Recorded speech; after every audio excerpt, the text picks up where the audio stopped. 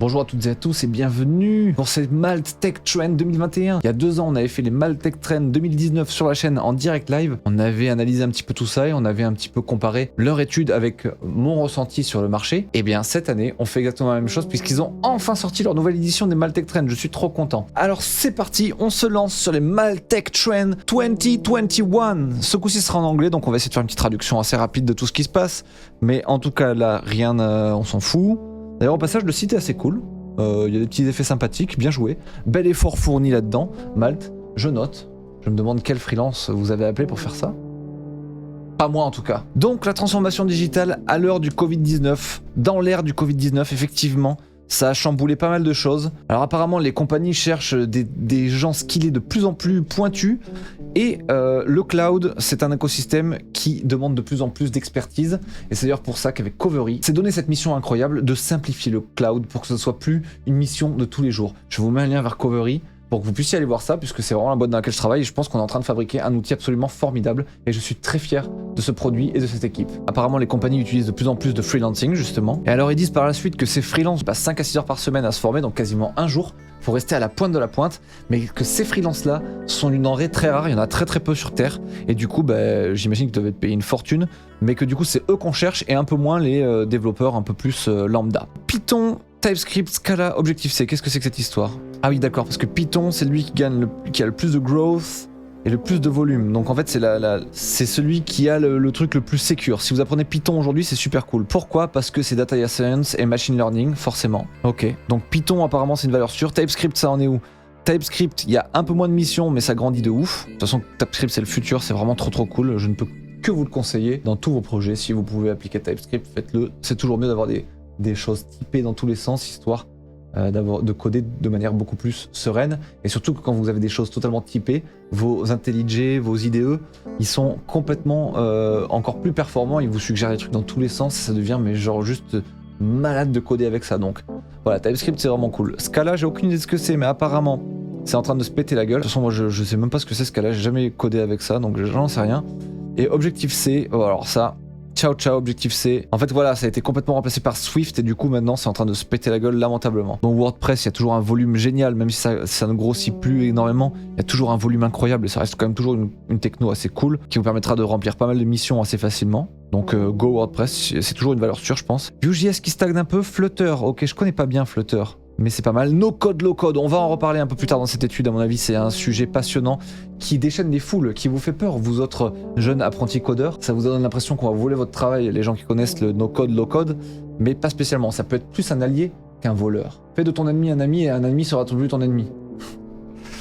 WooCommerce, Wix, ok, d'accord, Google Cloud, Azure, bon là on a tout pour le ventre mou. Les trend majors, et effectivement le no-code c'est en pleine expansion, le low-code aussi, microservices, cloud infrastructure. Bon ben voilà, on a d'un côté le no-code, low-code, comme on le voyait juste avant, et de l'autre côté, justement les trucs des DevOps, les trucs hyper galères, hyper compliqués, pour faire des archis toujours plus incroyables, qui scalent de mieux en mieux, qui sont de moins en moins coûteuses, performantes, etc.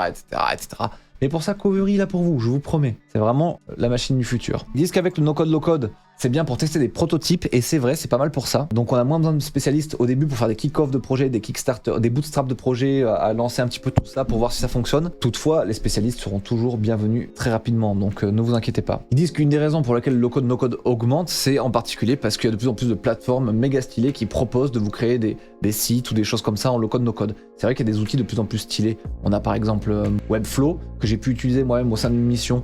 Bah c'était super cool et franchement ça s'est très bien passé. Et plus que de le voir comme un ennemi, je l'ai vu comme un allié et donc du coup j'ai gagné pas mal de temps parce que c'était une mission déployer tout un écosystème, ça aurait été un peu galère, alors que là, à partir de Webflow, le truc était auto-déployé. Après, les mecs allaient pouvoir remplir eux-mêmes leur contenu, changer eux-mêmes leur truc, etc. C'était quand même super cool, super facile à lancer et super pratique pour tout le monde. Donc franchement, dans ce genre de cas, ne nous privons pas du low-code. Donc voilà, c'est pratique pour faire des prototypes rapidement, pour tester, tout ça.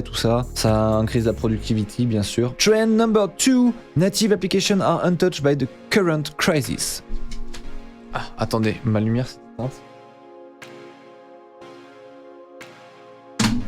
Bon là c'est un petit peu moins mon domaine, mais les applications natives pour téléphone directement, ou tablette ou ce genre de bordel, les solutions style on développe tout en web et puis après on essaie de faire fonctionner ça sur ces tablettes, c'est en train de perdre de la vitesse apparemment, et On se retrouve avec par contre les trucs natifs ou les frameworks qui permettent de développer en native style React Native ou bien Flutter, le magnifique Flutter dont on entend parler absolument partout. C'est en train de prendre une énorme part du game et ça tabasse. Voilà, il y a toujours un énorme besoin d'applications natives apparemment. Dans tous les sens évidemment, on passe tous notre temps sur ce téléphone, donc c'est pas étonnant qu'on se retrouve avec ce genre de constat là. Moi personnellement, j'ai jamais foutu les pieds dans le monde du mobile. J'ai dû faire une application Android quand j'étais en école d'ingé. Et après, j'avais fait une application iOS viteuf, mais c'était tellement chiant à déployer sur les stores que ça m'avait vite pété les chips et j'avais vite abandonné. Donc voilà, moi ce monde-là ne m'a jamais vraiment particulièrement attiré, mais il y a plein de gens qui kiffent ça et pour qui c'est le futur. Donc voilà, si vous êtes là-dedans, si vous kiffez les applications, jetez un œil sur Flutter. Apparemment c'est cool. Si on retourne sur là-haut là, Flutter, où est-ce qu'il se trouve? Voilà, Flutter, voilà. On avait no code, low code, où ça grandit énormément avec un volume qui va grandir énormément dans le futur. Flutter aussi, qui est pas mal. En plus, je pense que ces trucs-là, ils sont super simples à apprendre, ils sont super bien documentés, ça doit être super agréable aujourd'hui, vu que c'est des trucs très à la mode, d'avoir des pléthores de cours là-dessus. Low code, no code, c'est super très rapide à apprendre. Donc franchement, investissez un peu de temps là-dessus. Encore une fois, plutôt que de vous dire que ce truc va vous piquer des clients, dites-vous, c'est facile à apprendre, je l'apprends, et comme ça, je peux choper plus de missions. Voilà, c'est plutôt comme ça qu'il faut voir le truc. Trend number 3, consolidation of the cloud market. Bon, ça ne fait que confirmer qu'avec Covery, je suis dans la bonne boîte. Increasing tension. La tension, apparemment, c'est le nombre de profils recherchés sur les moteurs de recherche par rapport au nombre de profils disponibles. J'ai l'impression que c'est ça. Donc quand c'est le petit point bleu qui est en avant, ça veut dire en effet qu'il y a beaucoup plus de demandes que de personnes capables de le faire. Et quand le petit point orange est là, ça veut dire que il y a moins de demandes que de gens qui sont capables de le faire. Donc pour moi, les web développeurs, on est où? Tac. Software engineer, ouais, web integrator. Il y aura toujours besoin à balle parce que tout repose là-dessus. Donc c'est bon, nous, cette branche-là de notre métier est cool. Software engineer, c'est aussi une branche de mon métier. C'est bon, on est toujours bien. Ok. Putain, cloud engineer, pouah, cette bastos. Et oui, c'est un métier très compliqué pour lequel il y a énormément de demandes. Et peu de gens compétents pour le faire. Alors c'est à partir d'où que ça se pète la gueule. Front-end développeur, voilà, c'est vrai que à cause, ça qui est un peu bâtard, c'est que le front-end développeur, ça peut être tout n'importe quoi. Moi je suis front-end développeur, mais mon type de front-end développeur, à savoir qui maîtrise les frameworks JS sur le bout des doigts, qui connaît vraiment bien JS, qui sait très bien intégrer un peu n'importe quoi, et qui a aussi une très bonne connaissance du back-end, qui fait que du coup, tu peux à peu près tout connecter facilement, et que tu es vif sur plein de choses, etc., que tu as connaissance du game, ça c'est un front-end développeur que je fous pas là, moi. C'est un front-end développeur qui est plutôt là entre web integrator et software engineer, tu vois, il est un peu entre les deux. Du coup, front-end développeur, à mon avis, c'est ce qu'ils doivent mettre, genre tous les petits gars qui sortent d'école de bootstrap ou ce genre de truc, qui aiment pas trop le back et qui ont préféré l'aspect HTML CSS. Là, eux, ils se disent front-end développeur. Mais il leur manque le JS, la masterisation du JS, et puis il leur manque une énorme connaissance même d'intégration, quoi. Même en HTML CSS, c'est pas les plus brillants du monde. Donc pour ces profils qui sortent d'école, il faut bûcher de ouf pour essayer de se ramener plus vers les web integrators, software engineer.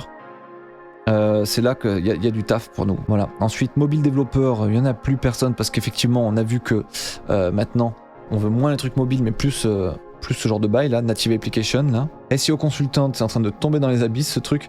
Parce que pareil, on nous a bassiné le cul avec le SEO dans tous les sens. Donc il y a plein de gens qui se sont dit « Ouh, c'est juteux ce bordel et tout ». Donc il y a des tonnes de gens qui sont partis là-dedans. Et en fait, au final, il n'y a pas tant besoin que ça. En plus, c'est des missions assez courtes, les missions de SEO consultante. Donc du coup, une personne ici peut choper pas mal de missions d'ici. Donc ouais. Alors, une partie qui nous intéresse, les thunes pendant le Covid. C'est parti. Alors, impact on freelance income. Ils disent que en gros, avec la crise, il y a énormément de gros projets tech qui ont été mis de côté, tranquille, le temps que les choses se stabilisent un petit peu, que tout le monde retrouve un peu de thunes. Et du coup, en gros, ce qu'ils essaient de dire par là, c'est que les SS2I, elles ont eu moins de taf pour leurs personnes, pour leurs développeurs. Du coup, ils ont dû faire des grosses offres sur des prix, raboter les prix vers le bas, enfin. Et du coup, ça a eu une conséquence sur le TJM de tout le marché. Alors, apparemment, les développeurs étaient autour de 700 balles par jour entre janvier, février, mars. Puis, c'est descendu à 700 balles par jour. Et ça remonte un petit peu vers la fin. Alors, attention, je crois que ça, c'est le prix annoncé par les SS2I. Les développeurs freelance, à mon avis, ils se mettent pas tout à fait ça dans la poche. parce qu'ils ont tendance à se vendre un petit peu moins cher. Moi non, j'essaye que non, mais bref. Ça c'est les tarifs dans les SS2I. Un développeur devait être vendu 700 balles et maintenant il est vendu 650 et maintenant ça remonte. Ok. Some industries are doing well. Les e-commerce, ça a boosté de ouf pendant le Covid. Les trucs pharmaceutiques, ça a boosté de ouf pendant le Covid. Super. Et ils ont accéléré leur transformation digitale. Ok. Et il y a eu beaucoup de demandes de freelance. Et pour toute cette transition digitale, vu que les gens se sont dit putain, pendant le Covid, on gagne pas de thunes. Ils se sont tous dit, vas-y, faut qu'on transite, faut qu'on aille vers le digital, faut qu'on aille choper des clients là où ils sont, quoi, c'est-à-dire sur Internet. Ils ont fait appel à masse freelance. Donc à ce moment-là, Malte a dû se faire pas mal de pognon, c'est ce qu'ils sont en train de dire ici. Et il y a eu vachement de demandes d'experts dans tous les sens, etc. Apparemment, les freelances qui ont travaillé pendant cette période se sentent tranquilles, se sentent optimistes par rapport au futur. Ils se sentent pas en danger, quoi. 84% des freelancers feel satisfied with the work they do as freelancer. Ah oui, alors là, c'est cool. Des chiffres qui nous plaisent, putain. Le remote pendant cette crise. Alors apparemment, dans les small companies, quasiment tout le monde était en remote. Super. Dans les moyennes entreprises, il y avait 80% et dans les grosses compagnies, 50%. Ils acceptent pas que les gens puissent travailler à la maison. Ils veulent qu'il y ait encore les réunions, là, la con dans les bureaux et tout le bordel. Enfin bref. C'est un peu débile. Alors apparemment aujourd'hui maintenant, vu qu'on l'a vu un petit peu plus haut dans l'étude, on recherche des profils tech de plus en plus spécialisés. Ils disent que du coup, le maximum des recherches, enfin la moyenne des recherches en France se tourne autour de 5 ans d'expérience. En Germany, ils veulent carrément des 9 years d'expérience. Ça, autant vous dire que je trouve ça très con parce qu'on est très peu à avoir 9 years d'expérience dans le métier. Et sans déconner, au bout de 9 years, c'était un grand killer, quoi. Genre... Enfin, t'as fait le tour un peu de pas mal de choses, quoi. Et en Espagne, on cherche des 6 ans d'expérience, bordel. Bon, et on en arrive tout de suite à la conclusion. C'était une Maltech Trend un peu plus courte que celle de 2019, mais néanmoins assez intéressante quand même, puisque ça a pu nous faire un petit état des lieux de ce qui se passe pendant cette crise. Et alors, ils disent en gros que les freelances sont toujours bien placés, on est encore dans le game, on est encore bien, il y a encore... un bel avenir devant nous et on est des assets très importants pour de très nombreuses boîtes tech qui sont très contents de pouvoir faire appel à nos services très pointus pour un truc très spécifique et après ciao. Mais du coup ça fait encore pas mal de taf pour les freelancers et c'est plutôt sympathique. Alors ça confirme ce qu'on vient de dire, que pour les juniors c'est un petit peu galère, faut vraiment encore plus se sortir les doigts du cul. Juste ça nous permet de revenir un tout petit peu sur ce schéma. 5 years of experience, en fait les années d'expérience ça veut rien dire du tout. Ce qui compte c'est plutôt les projets que vous faites. Donc en fait en tant que développeur junior, si vous sortez de formation et trucs comme ça, faites plein de projets, faites plein de projets, des trucs passionnants, des trucs que vous faites tout seul de A à Z et qui fait qu'au final ça va vous permettre de remplir cette jauge super rapidement. Vous n'êtes pas obligé d'attendre 5 ans, absolument pas. En 1 an de projet bien bossé de votre côté, 1 an ou 2, vous pouvez déjà présenter des choses très convaincantes à pas mal de gens. Donc voilà, ne vous fiez pas trop à ces chiffres, ne vous prenez pas la tête entre les mains en mode oh là la vie c'est de la merde. Non, continuez d'y croire et continuez de taffer comme des brutes, c'est tout ce qui compte. Et 5 years là ça veut rien dire, cette jauge de merde là, on s'en branle. Autre chose, je sais pas si ça peut être un point sympathique pour vous ou pas, mais pendant pas mal de temps, c'était assez vide, moi de mon côté. J'ai toujours mes profils freelance sur toutes les plateformes qui sont toujours ouverts et en mode toujours en recherche d'emploi, même si c'est faux, je ne recherche pas d'emploi. J'avais rien jusque-là. Et depuis une semaine ou deux, ça s'active de ouf. J'ai des demandes, des mails qui fusent dans tous les sens, autant sur LinkedIn, autant sur Malte. En fait, je fais que ces 2 plateformes, je m'en branle les autres. Mais LinkedIn et Malte, putain, ça se réveille de ouf. Donc voilà, quand vous avez un profil un peu senior, y a vraiment encore beaucoup de demandes. Donc je sais que c'est compliqué pour les juniors, mais accrochez-vous. Parce qu'une fois que vous avez passé le stade du junior et que vous êtes plutôt un intermédiaire, là je pense que c'est quand même le Valhalla et que vous avez de très bons temps pour vous. Voilà pour ce Maltech Trends 2021, c'était trop cool à faire. Malte, encore une fois, merci pour ces trucs-là. Malte, pour moi, c'est quand même la plateforme que je trouve la plus stylée de toutes pour trouver des missions. Les trucs qui passent par Malte, c'est souvent super qualitatif pour moi, je sais pas trop pourquoi. Enfin si, il doit faire un très bon boulot de sourcing et un bon boulot de tri. En tout cas voilà, Malte, moi je les ai dans mon cœur depuis maintenant de longues années. C'est eux qui m'ont donné énormément de missions, qui m'ont permis de progresser, de gagner pas mal de thunes. Donc Malte, grand big up à vous. Inscrivez-vous sur cette plateforme, ça fait pas de mal. Et puis voilà, cette vidéo n'est pas sponsorisée bien entendu. Je ne fais quasiment aucun sponsoring. Donc ce que je l'ai dit avec le cœur. Voilà, c'était important pour moi de dire. Bisous à tous, à très bientôt. Ciao.